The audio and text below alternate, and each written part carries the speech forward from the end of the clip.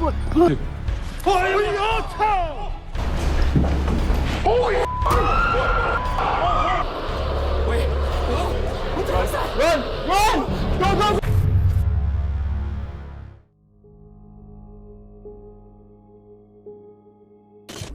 ิปวิดีโอนี้เป็นที่พูดถึงกันเป็นอย่างมากและด้วยความน่ากลัวของเนื้อหาจึงทำให้มียอดวิวถึง 2 ล้านวิวภายในเวลาเพียง 2 สัปดาห์เท่านั้นทีมงานจากช่องโปรเจกต์เฟียร์พร้อมกับแซมและโคลบี้ซึ่ง2 คนนี้ดังมากนะครับพวกเขาได้คอลแลบกันและเข้าไปสำรวจในเรือนจำร้างของรัฐเนวาดาซึ่งมีอายุมานานกว่า150 ปีแล้วเรื่องราวมีอยู่ว่าในปีพุทธศักราช 2414 ได้มีนักโทษจำนวน 29 คนได้ทำการหลบหนีออกจากเรือนจำเหตุการณ์นั้นส่งผลให้มีผู้เสียชีวิตและบาดเจ็บกันจำนวนมากโทษประหารที่นี่ในอดีตถือเป็นเรื่องปกติเรียกได้ว่ามีคิวทุกสัปดาห์เลยด้วยซ้ำทั้งหมดเริ่มสำรวจไปยังจุดต่างๆของเรือนจำบรรยากาศยังดูชื่นมื่นและสนุกสนานจนกระทั่งมีเสียงบางอย่างดังขึ้นทำเอากลุ่มหนุ่มสาวเกิดอาการผวาไปชั่วขณะ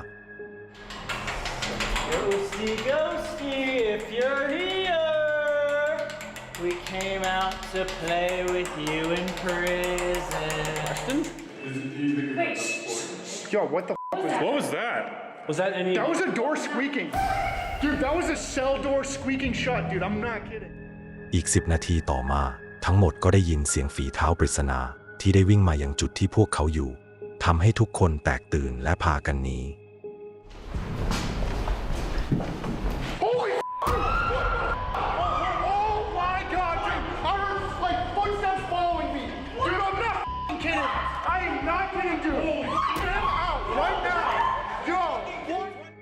หลังจากนั้น3 คนนี้ก็ได้แยกมาสำรวจในห้องหนึ่งซึ่งเป็นห้องที่เอาไว้สำหรับการรมแก๊ส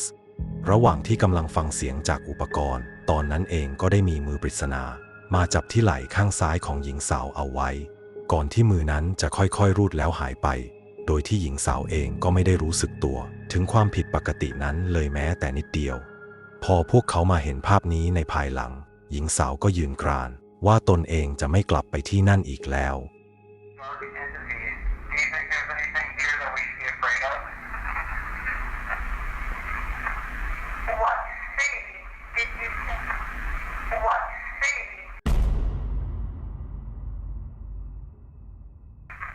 Reno, Nevada? Shut Are you kidding me? Dude. คู่รักคู่หนึ่งกำลังขับรถกลับบ้านหลังจากที่ไปกินเลี้ยงอาหารมื้อค่ำกับครอบครัวมาซึ่งระหว่างทางกลับนั้นพวกเขาก็ต้องขับรถผ่านถนนเส้นหนึ่งที่มันดูร้อนเอาเรื่องและ2 ข้างทางในตอนนี้ก็ดูมืดและค่อนข้างเปลี่ยวมีเพียงแค่แสงไฟจากรถเพียงเท่านั้นช่วงหนึ่งทั้ง2ก็ได้สังเกตเห็นกับบางสิ่งที่ทำเอาพวกเขาถึงกับขนหัวลุกโดยสิ่งนั้นเป็นขาคู่หนึ่งที่ได้ห้อยลงมาจากด้านบนเหมือนกับว่ามีคนได้ผูกคอแขวนอยู่บนนั้น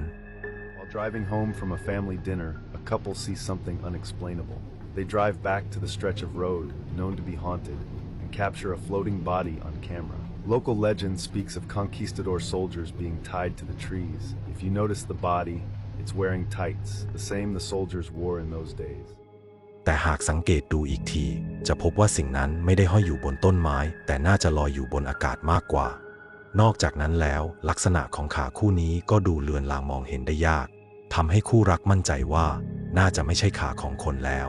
แต่อาจจะเป็นขาของดวงวิญญาณที่ต้องการออกมาหลอกหลอนพวกเขา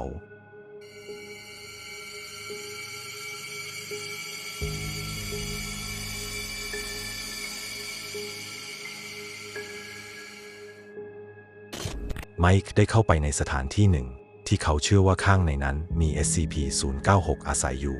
โดย SCP-096 ก็คือสิ่งมีชีวิตรูปแบบหนึ่งที่มีรูปร่างคล้ายกับมนุษย์แต่มีความสูงประมาณ2 เมตรกว่าว่ากันว่าสิ่งเหล่านี้เดิมทีแล้วก็คือมนุษย์ธรรมดาแต่ได้ถูกนำมาเป็นมนุษย์ทดลองจนร่างกายและใบหน้าได้เปลี่ยนไปข้างในนี้เขาได้สังเกตเห็นกระดาษแผ่นหนึ่งที่มันได้บันทึกข้อมูลของสิ่งนั้นเอาไว้แต่จู่ๆชายหนุ่มก็ได้ยินเสียงกรีดร้องดังไปทั่วพื้นที่คิดว่าเป็นเสียงของบางสิ่งที่พวกเขากำลังตามหาจนเมื่อมาถึงตรงนี้ก็เห็นเข้ากับสิ่งนั้นซึ่งกำลังวิ่งเข้ามาคล้ายกับจะทำร้ายทำให้เขาต้องรีบหนีออกมาก่อน We just saw? It looks like it. What the hell is that? SCP, like official document? Dude. Get in the way of its target unless absolutely necessary.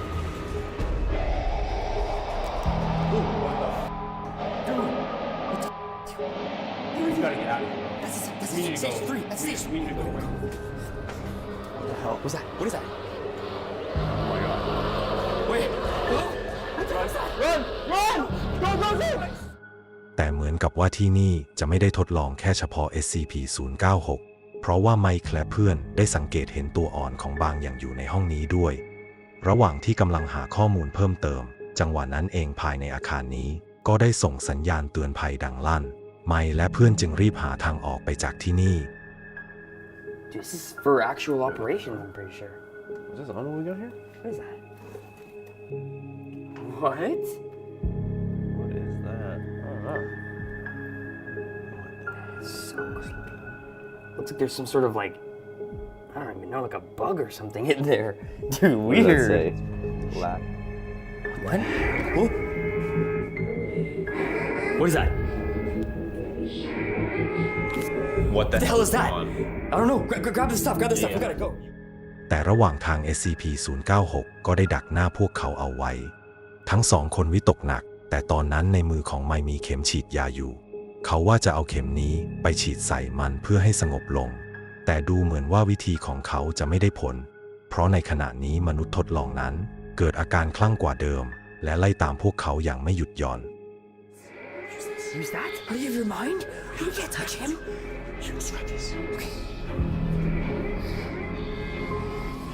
Oh my.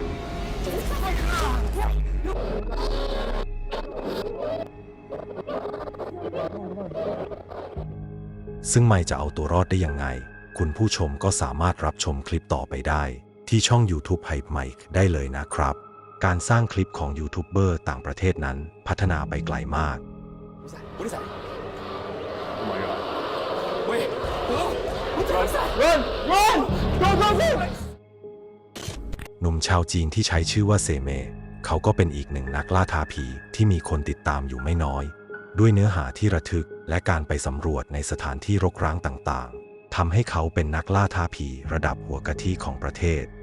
คืนนี้เซเมจะพาเราไปสำรวจในบ้านร้างหลังหนึ่ง ที่เขาบอกว่ามีข่าวลือน่ากลัวเกี่ยวกับมัน ตั้งแต่ที่เขาเข้ามาก็เริ่มได้ยินเสียงแปลกๆดังขึ้นตลอดเวลา 这个房子呢，它有没有死过人？其实我不知道。好，那这怪声音听到了之后呢，那我也就没有想太多，我就离开了。然后呢， หลังจากนั้นก็ใช้เครื่องมือในการติดต่อกับดวงวิญญาณ แล้วเครื่องนั้นก็ตอบสนองกลับมาถึงพลังงานบางอย่างที่มันตรวจจับได้ จนได้รู้ว่าวิญญาณนั้นคือหญิงชราที่เป็นเจ้าของบ้าน และมีความเครียดแค้นบางอย่างในใจ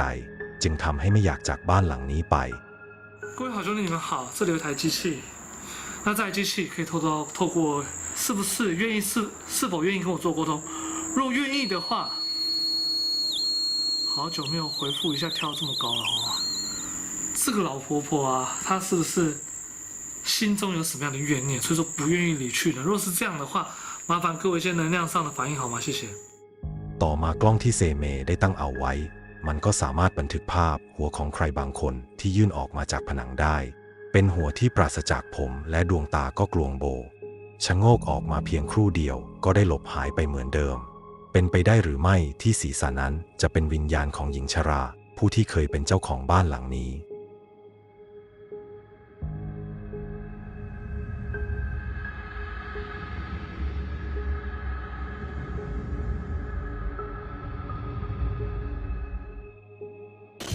ในวิดีโอนี้คริสได้เข้าไปสำรวจยังวิหารร้างเมสันในเมืองคลีฟแลนด์ของโอไฮโอ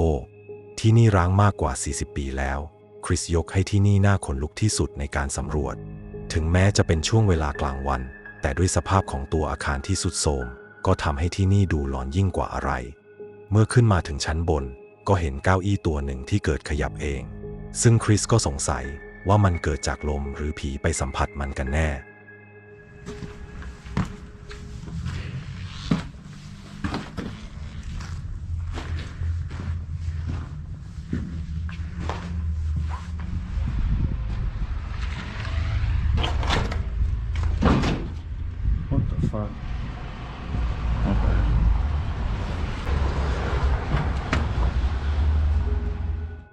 อีก10 นาทีต่อมาคริสก็ได้ยินเสียงดังมาจากด้านหลังและเมื่อหันไปมองก็พบว่ามีประตูอยู่บานหนึ่งที่มันได้ตกลงมาเองแต่ถึงตอนนี้เขาก็ยังคิดว่าอาจจะเกี่ยวกับความทรุดโทรมของตัวอาคารไม่น่าจะเกี่ยวกับพูดผีปีศาจ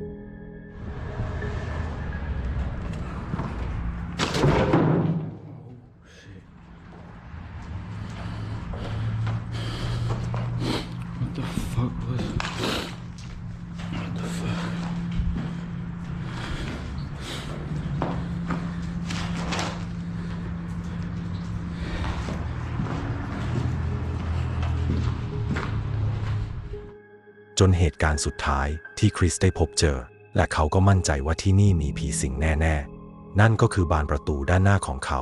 ในตอนนี้ที่มันได้เปิดออกเองแบบชวนขนหัวลุกพอตั้งสติได้ก็รีบสับตีนหนีออกมาจากบริเวณนั้นทันที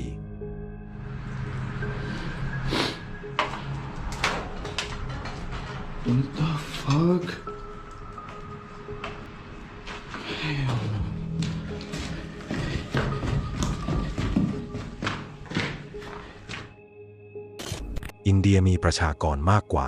1,400 ล้านคนและเกิดอุบัติเหตุบนท้องถนนอย่างบ่อยครั้งครึ่งต่อครึ่งมักจะเสียชีวิตอย่างชายคนนี้ที่ได้ทราบข้อมูลมาจากเพื่อนว่าแถวนี้มีผีสาวที่มักจะออกมาหลอกหลอนผู้คนที่ขับรถผ่านไปผ่านมาอยู่บ่อยครั้งเขาจึงมาพิสูจน์เรื่องนั้นด้วยตนเองและเพียงไม่นานก็เหมือนว่าจะเจอผีตนนั้นเข้าให้แล้ว भाई सामने की तरफ में कुछ नजर आ रहा है और इस जगह की हमें क्लिप मिली थी कि इस रोड पे एक भूतिया लड़की नजर आती है सामने कुछ है आ जाओ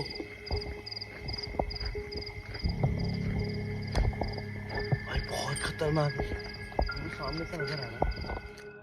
เมื่อชายหนุ่มเดินเข้าไปใกล้มากขึ้นก็ยิ่งเห็นชัดว่าผีตนนั้นสวมชุดเดรสสีขาวและยืนนิ่งอยู่ที่เดิมไม่พูดไม่จาซึ่งมันก็ทำให้พี่ชายคนนี้หัวโกรนอย่างมากตอนแรกว่าจะเข้าไปดูแต่สุดท้ายก็ทนไม่ไหวและรีบหนีออกมาอย่างรวดเร็วอยู่บ้านเฉยๆก็ดีอยู่แล้วนะครับ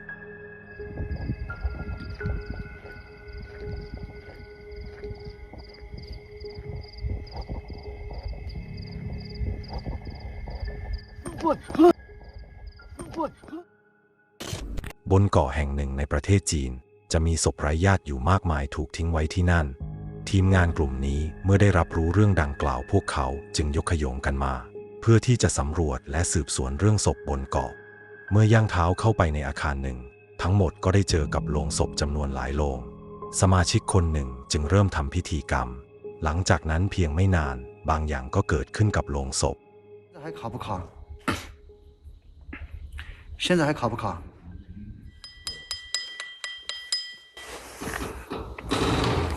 有我操二锅挪位了吗移位了已经有白色的出来了哎呀哎呦我操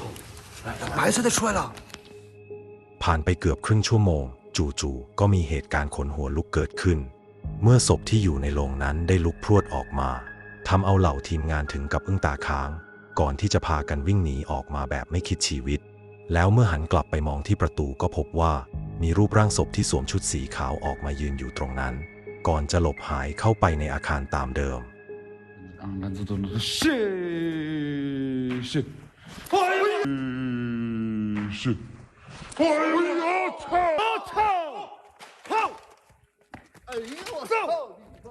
哎呦白龙白龙白龙站住站住手电筒全部照手电筒全部照我操哦没了เมื่อเหตุการณ์สงบลงทั้งหมดก็ได้กลับเข้าไปข้างในอีกคนแล้วก็ได้เจอกับหม้อคิดว่าหม้อนี้อาจจะเป็นของวิญญาณตนนั้นจึงคิดจะทำลายทิ้งให้มันจบไปมีการร่ายคาถาทำพิธีแต่ดูเหมือนว่าวิธีนี้มันจะไม่ได้ผลซ้ำยังย้อนกลับมาทำร้ายเขาด้วยต่อมาผีตนนั้นก็ได้ปรากฏตัวออกมาอีกและดูเหมือนจะมีมากกว่าที่พวกเขาคิด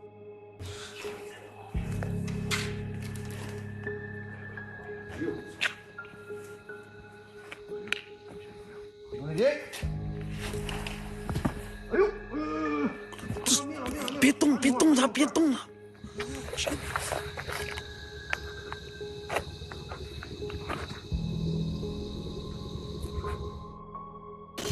ปราสาทฮุสกาเ เป็นปราสาทเก่าแก่ที่ตั้งอยู่ในเมืองหนึ่งของสาธารณรัฐเช็กชายคนนี้บอกว่าที่นี่คือปราสาทที่มีผีสิงมากที่สุดในประเทศ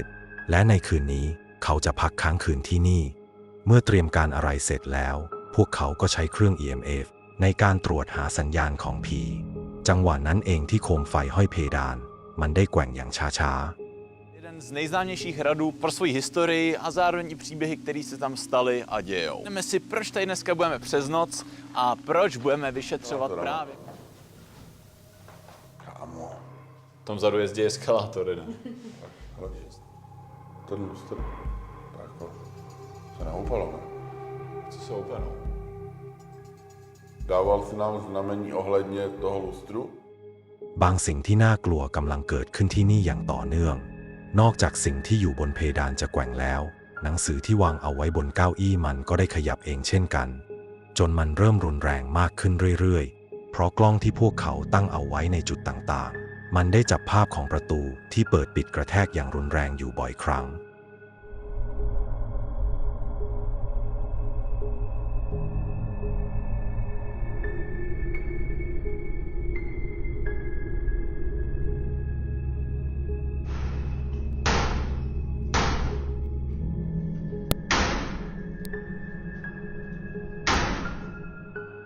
จนมาถึงช่วงท้ายที่กล้องมันได้จับภาพประตูปิดเปิดอีกคนแต่ทว่าครั้งนี้กลับมีสิ่งแปลกๆโผล่ออกมาจากด้านหลังของประตู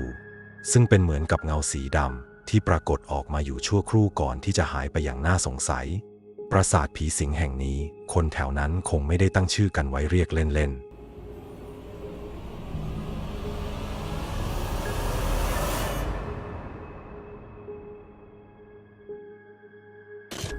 แฟรงค์ได้บุกเดี่ยวเข้าไปในสถานบำบัดจิตที่ร้างเขาได้ยินมาว่ามีผีเด็กสิงสถิตอยู่และบางคืนก็มีเสียงร้องโหยหวนดังมาจากข้างใน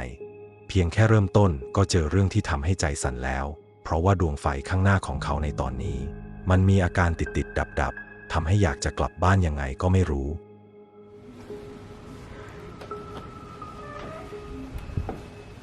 Alone. This is a pretty...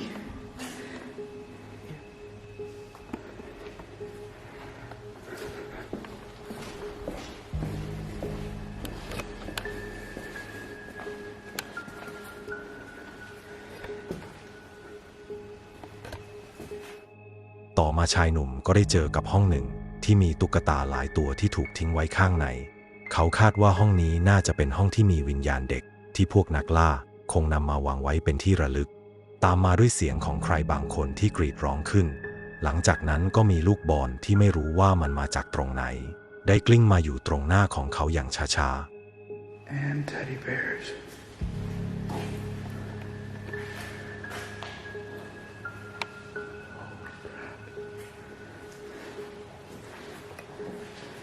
What the hell is that?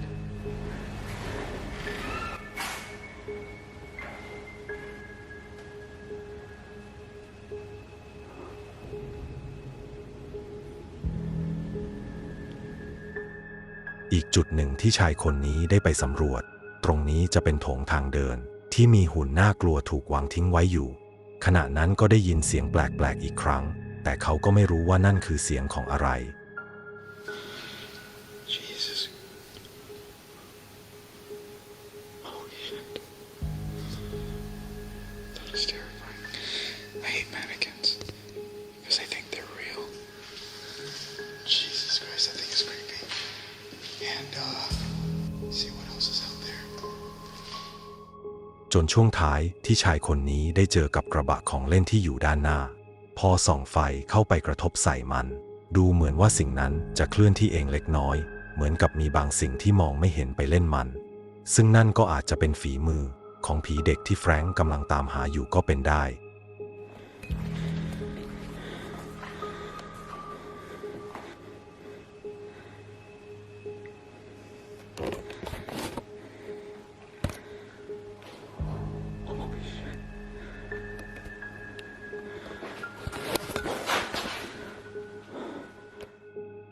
อย่าลืมกดไลค์และกดแชร์หรือกดติดตามให้กับช่องหลอนก่อนนอนเพื่อเป็นกำลังใจให้กับทีมงานด้วยนะครับขอบคุณมากสำหรับการรับชมสวัสดีครับ